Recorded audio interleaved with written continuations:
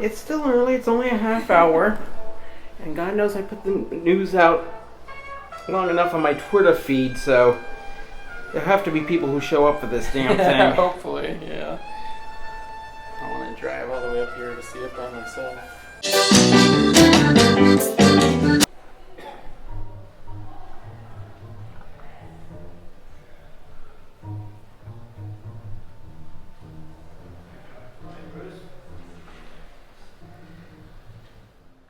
It's the Bat Cave.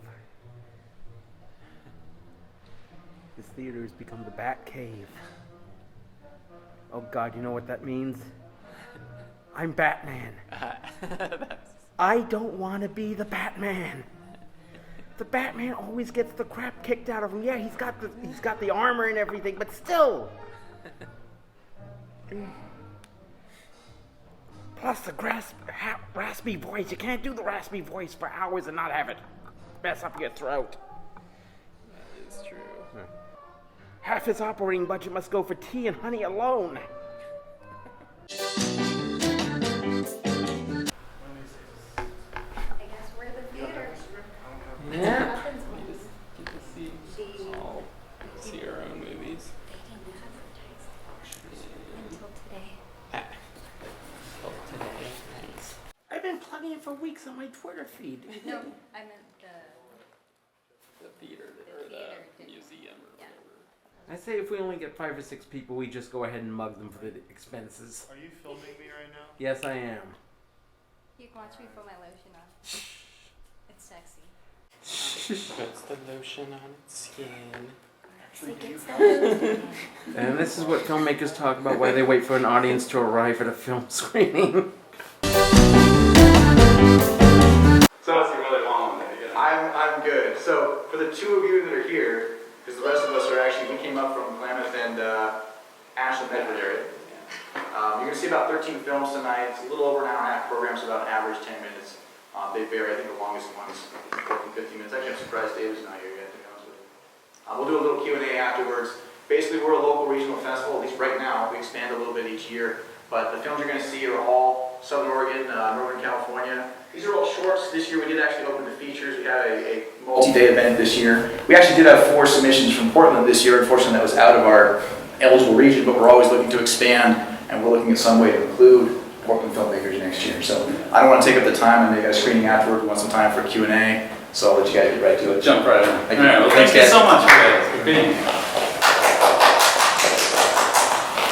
That piece of paper is so ironclad that not even Daniel Webster could find an escape clause. Next, I find myself trapped in the Stygian depths for an eternity being cornholed by Hitler. Well, it doesn't have to be Hitler.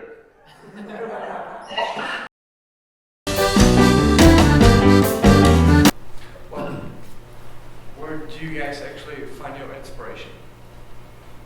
What's inspired you? Yeah, I'm an art film guy, and I got to commend David because he's really good at towing that line between the film he wants to make and something the audience can grasp onto. And I don't think I found that line yet.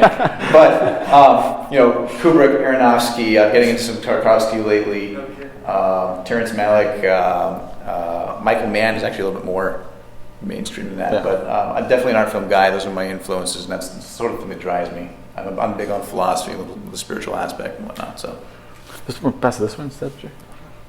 Come back to me. Well, I mostly got into filmmaking through my love of movies, watching a lot, and I've got a lot of filmmakers in mind that inspired me, but the ones that I could say at the top of my head are Tarantino, Edgar Wright, Sam Raimi. They pretty much inspired the way I make movies, and I like using a lot of fake blood. That's my forte. But yeah, those are pretty much my inspirations. Big bug.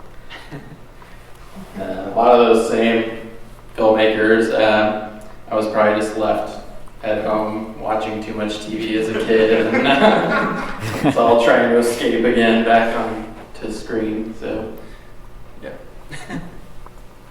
I just want to mention that Penny Sale was something called a product of film racing competition. Are you familiar with that? Yep. Ray Robertson put it together. So may I actually have another question? Yeah. How do you feel about the current movie industry so far? You know, I mean, actually, how do you feel about the movies that you actually can go to see these days? The mainstream cinema. Yeah, the mainstream, I guess. Yeah. David, I'm going to let you talk. We haven't seen. I'm very sick of superhero movies at this point, personally. You know, I mean, despite obviously being a libertarian after making a movie like that, I wouldn't actually complain that much if there was a law banning anyone but Marvel proper from making them. My 3 favorite films of the year have been Hell or High Water, Hunt for the Wilder People, and Captain Fantastic. So, I don't know, I like stuff that's a little bit different. I hate seeing just the same story repeated over and over, and yeah, I'm pretty sick of reboots. But like, people act like there's no good movies out there. Honestly, that's just because they're only paying attention to big movies. And they're even still kind of wrong, because big movies were pretty horrible in the 90s. And at least now, there's a lot of, kind of auteur filmmakers getting picked up very early in their careers and making big blockbusters that are at least a little bit more visually and thematically interesting than, they were making a decade or 2 ago. So I think the state of movies is pretty great, even if I am kind of tired of seeing the same superhero movie over and over. And I guess we would both agree that Superman v. Batman was a piece of crap. Well, yeah. Well, that's an easy one to. Well, I'm probably going to be the outie with this group because I'm primarily a comedy guy. My big guys are Mel Brooks, Neil Simon, Woody Allen. I am a huge. I know Woody's not popular right now because of the whole soonly, but I am a big Mel Brooks fan. So I tend to my stuff tends to be more. How many gags can I squeeze into a single minute? Also, I should point out, and I'm probably contradicting myself a little bit, Phil Kaufman's The Right Stuff is the reason I started being a filmmaker, so factor that in where you will.